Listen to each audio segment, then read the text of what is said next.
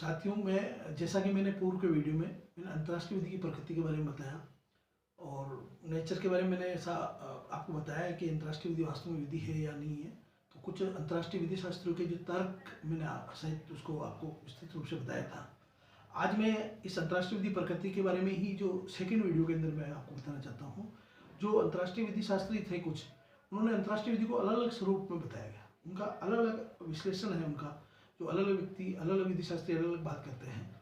एक तरह से वो मान सकते हैं कि वो अंतर्राष्ट्रीय विधि का एक निष्कर्ष जो है, जो प्रकृति का निष्कर्ष है एक तरह से। तो उनमें एक जो व्यक्ति मानते हैं कि अंतर्राष्ट्रीय विधि जो है विधि नहीं है, और अगर विधि है तो वो जो है कमजोर विधि है। यानी वो ये कहता है कि international law a week law, यानी अंतर्राष्ट्रीय विधि एक कमजोर विधि है। और इसमें जो है अंतर्राष्ट्रीय विधि शास्त्री स्ट्रोक, जिनका यह मानना है, वो ये मानते हैं कि अंतर्राष्ट्रीय विधि एक कमजोर विधि है। और वो अपने पक्ष में एक तर्क देते हैं कि ये अंतर्राष्ट्रीय विधि को विधि तो मानते हैं, परंतु वो राज्य विधि की तुलना में जो है वो एक तरह से उसको कमजोर विधि मानते हैं। और इस संबंध में उनके ऐसे कुछ कारण हैं जिनके कारण वो कहते हैं कि ये अंतर्राष्ट्रीय विधि एक कमजोर विधि है। इनके पीछे जो है तर्क इनका यह है कि जैसे वो एक ऐसा किन कारणों से वो मानते हैं कि अंतर्राष्ट्रीय विधि तो है, लेकिन क्या है, कमजोर विधि है, वीक लॉ है। तो उनके पीछे इनका तर्क ये कारण ये है कि ये कहते हैं कि जो अंतर्राष्ट्रीय विधि है ये मुख्यतः प्रथागत और जो है अलिखित कानून है। यानी ये रूढ़िगत है और जो है ये लिखा हुआ कानून या लिखित रूप से कानून नहीं है, इसलिए उन्होंने कहा कि अंतर्राष्ट्रीय विधि कमजोर विधि है।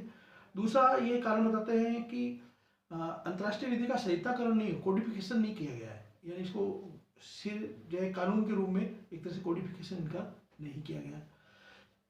तीसरा कारण बताते हैं कि जो है अंतर्राष्ट्रीय विधि की जो प्रकृति है और जो नियम है वो सुस्पष्ट नहीं है। इसके अलावा वो बताते हैं कि एक अंतर्राष्ट्रीय विधि के अंतर्गत जो एक राज्य विधि के समान एक सर्वोत्तम विधायी संस्था का अभाव है। इसके अलावा सर्वोत्तम कार्यपालिक शक्ति का अभाव है, सक्षम न्यायपालिका का अभाव है, और जो है एक अनुशासनिक का अभाव है इसमें। इसके अलावा जो है अंतर्राष्ट्रीय विधि के अंतर्गत जो न्यायपालिका के रूप में काम करता है ICJ, उसको अनिवार्य क्षेत्राधिकार प्राप्त नहीं है। इसके अलावा जो है अंतर्राष्ट्रीय विधि के अंतर्गत जो है वो न्यायपालिका किसी भी राज्य के घरेलू क्षेत्राधिकार में सीधा हस्तक्षेप नहीं कर सकता है। तो इस तरह जो है वो इनका कहना है कि जो है अंतर्राष्ट्रीय विधि जो है विधि तो है, लेकिन ये राज्यों के ऊपर विधि नहीं है, बल्कि क्या है, ये राज्यों के बीच की विधि है। इसलिए उन्होंने कहा कि अंतर्राष्ट्रीय विधि क्या है, एक तरह से कमजोर विधि है। तो ये तो स्ट्रोक की बात हुई। अब कुछ अन्य विधि शास्त्रियों ने भी जो है अंतर्राष्ट्रीय विधि की प्रकृति के बारे में कुछ अलग अलग बातें बताई हैं।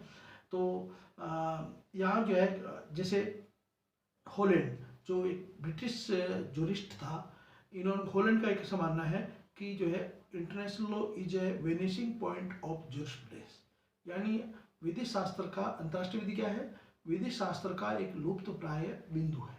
और इसके पीछे ये क्यों कहा इन्होंने कि अंतर्राष्ट्रीय विधि जो है विधि शास्त्र का लुप्त प्राय बिंदु है। इनका ऐसा मानना है कि अंतर्राष्ट्रीय विधि के जो क्षेत्र तक जो पहुंचने से पहले ही जो है विधि शास्त्र की सीमा लुप्त और धुंधली होने लग जाती है। यानी अंतर्राष्ट्रीय विधि के क्षेत्र तक पहुंचने से पहले ही जो विधि शास्त्र है उसकी जो सीमा लुप्त और धुंधली होने लग जाती है। अतः जो है उन्होंने कहा कि जो है विधि शास्त्र का जो है एक तरह से विधि शास्त्र का अंग ही नहीं माना जाता अंतर्राष्ट्रीय विधि को। उन्होंने कहा कि अंतर्राष्ट्रीय विधि शास्त्र का अंग ये है ही नहीं है। इसलिए जो है केवल ये अंतर्राष्ट्रीय विधि को एक तरह से सौजन्यवश जो विधि मान सकते हैं, लेकिन ये विधि नहीं है, ऐसा हॉलैंड का मानना। उसी प्रकार एक ऑस्टिन, जो अंतर्राष्ट्रीय विधि शास्त्री था ऑस्टिन, उन्होंने 1790 से 1859 यानी 1719 से जो है 1859 तक जो अपना रहा, उस दौरान उन्होंने कहा कि जो है international law A positive international morality, यानी उन्होंने कहा कि अंतर्राष्ट्रीय विधि जो है क्या है कि जो है विधि नहीं होकर केवल एक अंतर्राष्ट्रीय विधि शुद्ध अंतर्राष्ट्रीय नैतिकता मात्र है। ये शुद्ध नैतिकता मात्र है, जबकि ये विधि नहीं है। लेकिन बाद में ऑस्टिन की भी आलोचना हुई, सन हेनरी मैन, ब्राइट, स्ट्रोक इत्यादि द्वारा इसकी आलोचना हुई। और इस प्रकार जो है निष्कर्ष रूप से ये कह सकते हैं कि आज वर्तमान में अगर माने क्या अंतर्राष्ट्रीय विधि को आप वास्तव में विधि मानेंगे, तो जो है मेरा ये मानना है जो मेरी अंतिम इन सब विधि शास्त्रों की तर्कों के आधार पर और सारे विश्लेषण करने के बाद ऐसा स्पष्ट होता है कि अंतर्राष्ट्रीय विधि जो है विधि तो है। आप बिल्कुल इनकार नहीं कर सकते कि अंतर्राष्ट्रीय विधि विधि नहीं है, क्योंकि इसके अंदर जो है, हाँ ये कह सकते हैं कि जिस तरह राज्यों की विधियाँ हैं, जो देश की विधियाँ हैं, अन्य विधियाँ देश जैसे भारत, पाकिस्तान या अमेरिका, इंग्लैंड वगैरह, ऑस्ट्रेलिया, इन देशों की विधियों की तुलना में कमज़ोर जरूर है।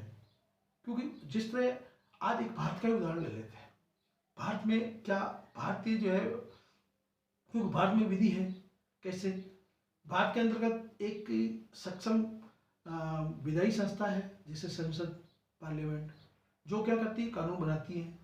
उसके अलावा एक सक्षम कार्यपालिका है, जो सरकार होती है, यहाँ की चुनी हुई सरकार होती है। वो सरकार क्या करती है, जो संसद द्वारा बनाई गई विधि है उनको लागू कराती है। तो ये है।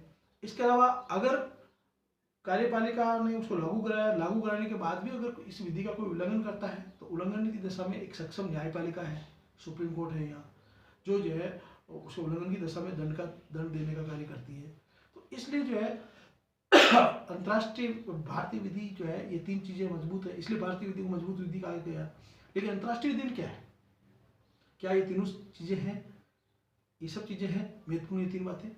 तो हाँ, जैसे भारतीय विधि में संसद है, पार्लियामेंट, जिसमें राज्यसभा और लोकसभा है, उस तरह की संस्था तो वहाँ नहीं है, इतनी मजबूत तो नहीं है, लेकिन फिर भी महासभा और सुरक्षा परिषद जो है एक तरह से विधायी संस्था, कोई भी कानून बनाने का कार्य करती रहती है, जो है वो इसके अंदर। एक यूएनओ चार्टर है ना, तो यूएनओ चार्टर बना हुआ है जो उन्होंने बनाया है महासभा और सुरक्षा परिषद द्वारा। तो इस तरह एक तरह से विधायी संस्था मान सकते हैं।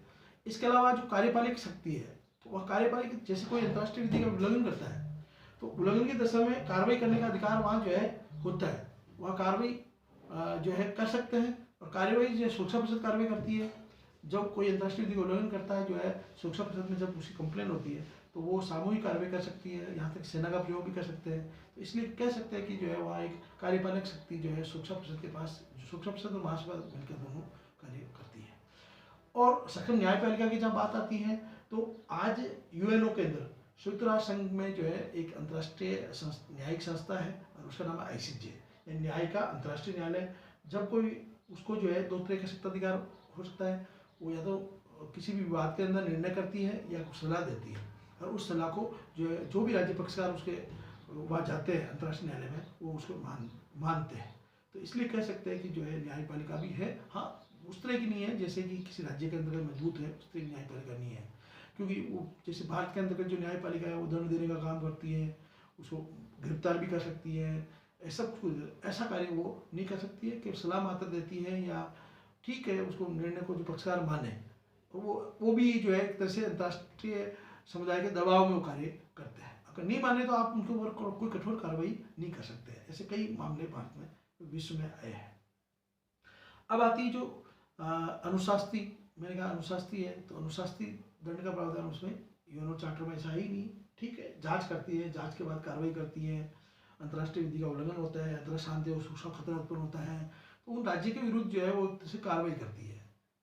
तो ये जो है इस तरह कह सकते हैं कि अंतर्राष्ट्रीय विधि विधि तो है, लेकिन क्या है, दुर्बल विधि है, कमजोर विधि है। धन्यवाद।